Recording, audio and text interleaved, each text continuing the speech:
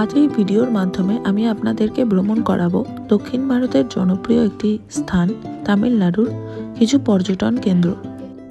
ভিডিওটিতে থাকবে 2 নাইট 3 ডেজের কন্যাকুমারী ভ্রমণের অভিজ্ঞতার কথা।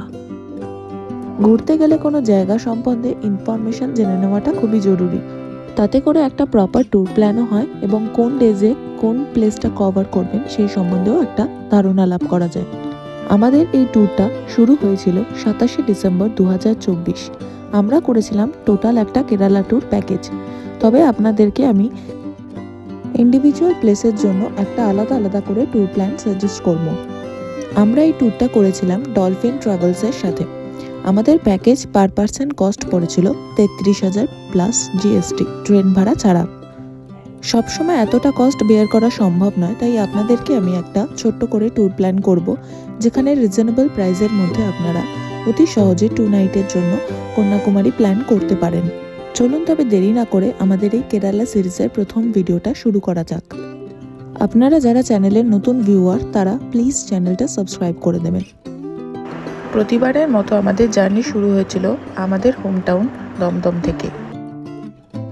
হাওড়া থেকে চেন্নাই যেতে আমি বুক করেছিলাম 12841 করমণ্ডল এক্সপ্রেস, যেটি ছাড়ে সাঁতরাগাছি বা শালিমার স্টেশন থেকে এবং চেন্নাই স্টেশনে গিয়ে পৌঁছায় 5টা নাগাদ।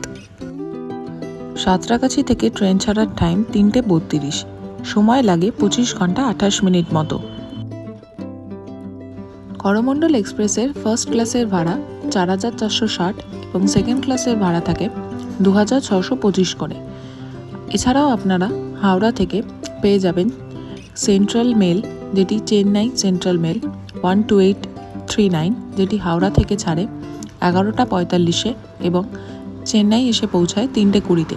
সময় লাগে 27 ঘন্টা 35 মিনিট মতো। আমাদের ট্যুর প্ল্যান অনুযায়ী আমরা বুক করেছিলাম করমণ্ডল এক্সপ্রেস এবং আমাদের পৌঁছাতে সময় লেগেছিল 25 ঘন্টা 28 মিনিট। তবু একটা ইনফরমেশন দিয়ে দিই, গত কয়েকদিন ধরে এই উইকে করমণ্ডল এক্সপ্রেস নাকি 2 থেকে 4 ঘন্টা মতো লেট করছিল। আপনারা যারা বুক করবেন তারা টাইমিংটা একবার জেনে নেবেন শিওর হয়ে। আমাদের ট্রেন লেট করেছিল 30 মিনিট মতো। যথারীতি আমরা চেন্নাই স্টেশনে এসে পৌঁছেছিলাম 5:35 নাগাদ। আপনারা যারা হাওড়া থেকে যেতে চাইছেন তারা চেন্নাই মেলও বুক করতে পারেন, তবে সেটি ছাড়ে রাত্রি 11:45।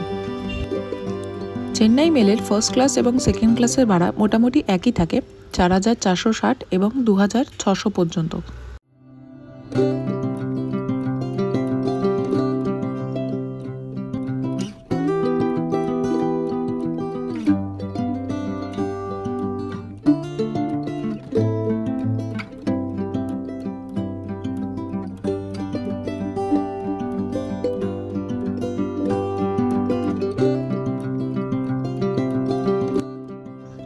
আমাদের পরের ট্রেন ছিল চেন্নাই থেকে ট্রিভেন্ড্রাল সেন্ট্রাল পর্যন্ত।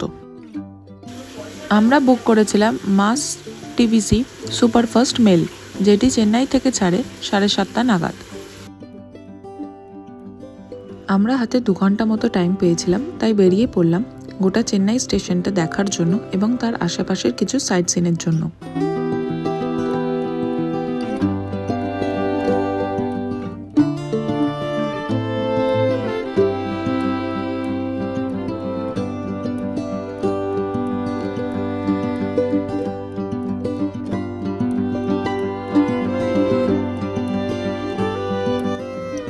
চেন্নাই স্টেশন থেকে বেরিয়ে স্টেশনের সামনেই আপনারা অনেক অটো পেয়ে যাবেন।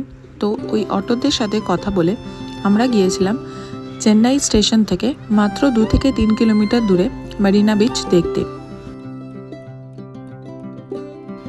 স্টেশন থেকে মেরিনা বিচ যেতে আমাদের অটো ভাড়া পড়েছিল 100 টাকা মতো। সময় লাগে মোটামুটি 30 মিনিট।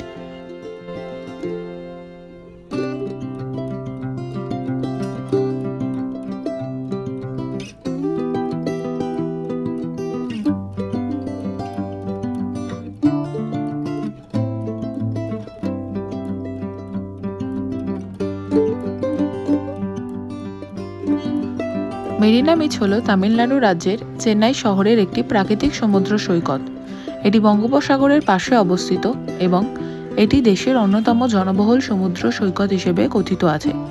দেশের দীর্ঘতম প্রাকৃতিক শহর কেন্দ্রিক সৈকত বলতে আমরা বুঝি তামিলনাড়ু রাজ্যের এই মেরিনা বিচকে। দীর্ঘতার কথা বললে এটি প্রায় 13 কিলোমিটার দীর্ঘ এবং এটি ভারতের দীর্ঘতম প্রাকৃতিক সমুদ্র সৈকত হিসেবে কথিত। এটি সেন্ট জর্জ দুর্গ থেকে ফোরসোর এস্টেট পর্যন্ত বিস্তৃত।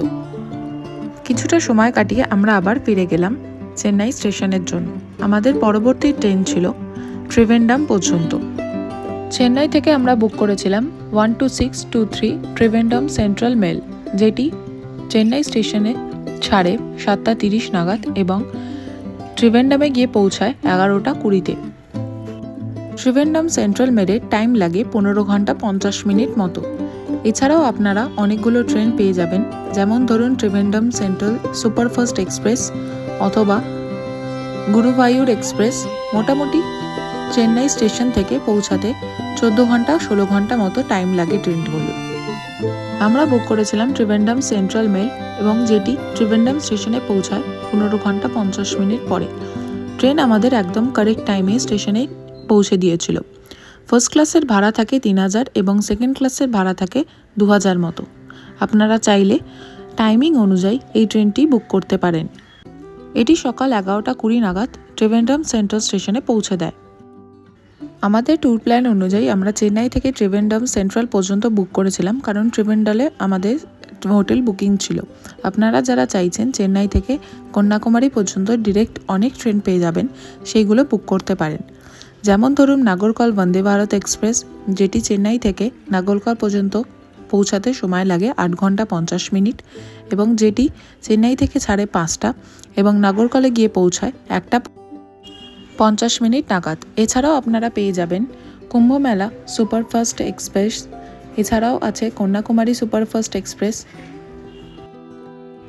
চেন্নাই থেকে কন্যাকুমারী পর্যন্ত যে কোনো ট্রেন আপনারা ট্রাই করতে পারেন। সেক্ষেত্রে ফার্স্ট ক্লাসের ভাড়া থাকে 3600 মতো এবং সেকেন্ড ক্লাসের ভাড়া থাকে 1500 মতো।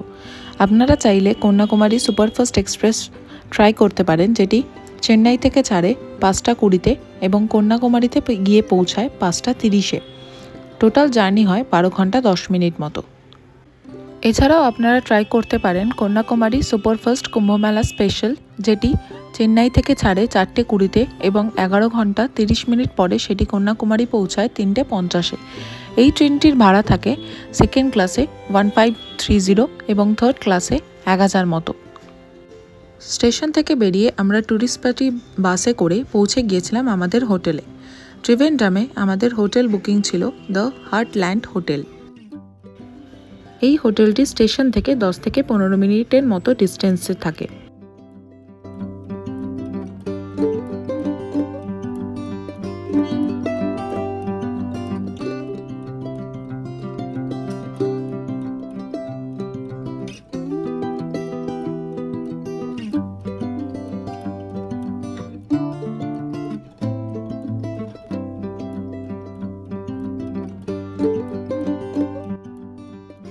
এই হোটেলে আপনারা 3 রকম ক্যাটাগরি রুম পেয়ে যাবেন, সিঙ্গেল রুম, ডাবল রুম এবং ডিলাক্স রুম। এনাদের নিজস্ব একটি ওয়েবসাইট আছে, আমি ডেসক্রিপশন বক্সে লিঙ্ক দিয়ে দেবো, আপনারা চাইলে ট্রাই করতে পারেন।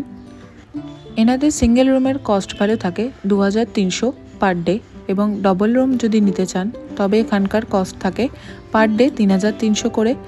যদি আপনারা ডিলাক্স রুম নিতে চান সেক্ষেত্রে প্রাইস ভ্যালু থাকে পার ডে 4000 করে। সিজন ওয়াইজ এখানকার এই প্রাইস ভ্যালুটা ওঠানামা করে। একটা স্ট্যান্ডার্ড রুমের মধ্যে যা যা ফেসিলিটিস থাকে আপনারা অতি সহজেই এটিতে পেয়ে যেতে পারেন। যেমন ধরুন একটি রুমের মধ্যে কেবল TV, toiletries, linens, coffee maker সমস্ত কিছুই পেয়ে যাবেন এবং পিক আপ ড্রপেরও অপশন থাকে এখানে। হোটেলে ঢুকে চেক ইন করে আমরা লাঞ্চ সেরে নিলাম। লাঞ্চের জন্য ছিল ভাত, ডাল, মুড়ো দিয়ে ঘন্ট আর তার সাথে মাছ। সমস্তটাই ট্যুরিস্ট পার্টি অ্যারেঞ্জ করেছিল। ফ্রেশ হয়ে আমরা পৌঁছে গেলাম আমাদের প্রথম ট্যুরিস্ট প্লেস দেখার জন্য। হোটেল থেকে আমাদের প্রথম ট্যুরিস্ট প্লেসের ডিস্টেন্স ছিল মাত্র 20 থেকে 30 মিনিট মতো। আমাদের ট্যুর প্লেস ছিল ফার্স্ট কোভালাম বিচ। ত্রিভেন্দ্রম শহর থেকে মাত্র 16 কিলোমিটার দূরে অবস্থিত এই কোভালাম বিচ, যেটি দক্ষিণ ভারতের একটি প্রধান শহর হিসেবে বিবেচনা করা হয় এবং দেশের বাকি অংশের সাথে একটি ভালোভাবে কানেক্টেড। ত্রিভেন্দ্রম থেকে কোভালাম পৌঁছানোর জন্য আপনারা ট্যাক্সি, ক্যাব এবং গাড়ি ভাড়া করে নিতে পারেন। শেয়ার ট্যাক্সি, গাড়ি ভাড়া সমস্ত কিছুই ত্রিভেন্দ্রম থেকে পাওয়া যায়। কন্যাকুমারী থেকে একদিনের ভ্রমণ যদি আপনারা করতে চান, তো সেক্ষেত্রে কোভালামকে একটা ট্যুরিস্ট প্লেসের মধ্যে রাখতে পারেন।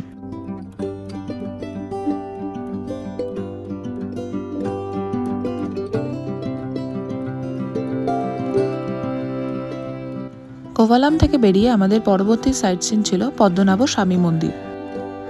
কেরালার তিরুবনন্তপুরমের কেন্দ্রস্থলে আধ্যাত্মিকতা এবং স্থাপত্যের মহিমার প্রতীক হিসেবে দাঁড়িয়ে রয়েছে এই শ্রী পদ্মনাভ স্বামী মন্দির। এই প্রাচীন মন্দিরটি, যা ভগবান পদ্মনাভ স্বামীর প্রতি শ্রদ্ধা নিবেদন করে এবং এটি দেশের সমৃদ্ধ সাংস্কৃতিক ঐতিহ্য এবং গভীর শিকড়যুক্ত ধর্মীয় ঐতিহ্যের প্রতিফলন। এই শহরের ইস্ট দুর্গের ভিতরে আছে বিশ্বের সবচেয়ে ধনী মন্দির। শহরের পূর্ব দুর্গের ভিতরে অবস্থিত এটি বিশ্বের সবচেয়ে ধনী মন্দির বলে মনে করা হয়। এটি স্থাপত্য শৈলী যা কেরালা এবং দ্রাবিড় শিল্পের সংমিশ্রণ এবং মন্দিরের ইতিহাস 4th শতাব্দীর। মন্দিরের স্থাপত্যের বিস্ময় হল প্রাচীনকালের কারিগরদের কারুকার্য এবং এটি পাথর এবং ব্রোঞ্জের কাজের জন্য বিখ্যাত। 1 কোটি টাকার সম্পদের সাথে তিরুবনন্তপুরমের এই পদ্মনাভ স্বামী মন্দির বিশ্বের সবচেয়ে ধনী মন্দির। সম্পদের মধ্যে রয়েছে সোনার মূর্তি, সোনা পান্না, হিরে, রূপো এবং পিতল। এই মন্দিরটি সকাল 6টা থেকে দুপুর 3টে পর্যন্ত চালু থাকে, এরপর আবার 4:30 থেকে রাত্রি 9টা পর্যন্ত। এই মন্দিরে প্রবেশ করতে গেলে কোনো সেলফোন এবং ক্যামেরা নিয়ে ঢুকবেন না। আপনাদের সামনে অনেক স্টল পাওয়া যাবে যেখানে আপনারা জুতো রাখার বন্দোবস্ত আছে এবং ক্যামেরা এবং সেলফোনও রেখে দিতে পারেন। মন্দির প্রবেশের জন্য মেয়েদের শাড়ি, স্কার্ট এবং ছেলেদের ধুতি পরে যেতে হয়। মন্দির দর্শনের পর আমরা ফিরে গিয়েছিলাম হোটেলে। আপনারা যারা দর্শন করবেন ভাবছেন, তারা সকালবেলা মানে 6টা নাগাদ যেতে পারেন, তাতে ভিড়ও অনেকটা কম থাকে। আজকের এই ভিডিওটা তবে এখানেই শেষ করি। দেখা হচ্ছে পরের একটি ভিডিওতে। যদি ভিডিওটা ভালো লেগে থাকে তবে লাইক, শেয়ার এবং সাবস্ক্রাইব করে দেবেন। দেখা হবে পরের একটা ভিডিওতে।